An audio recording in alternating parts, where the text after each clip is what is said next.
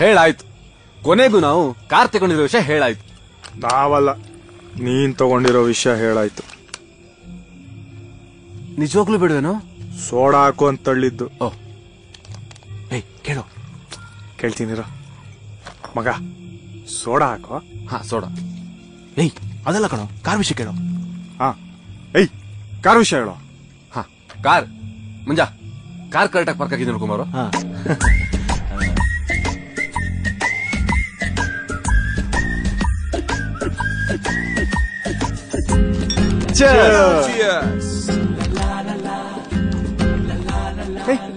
ಬಾರೋ ಕೂತ್ಕೊಳ್ಳೋ, ಯಾಕೋ ನಿಂತೇ ಇದೆಯಾ?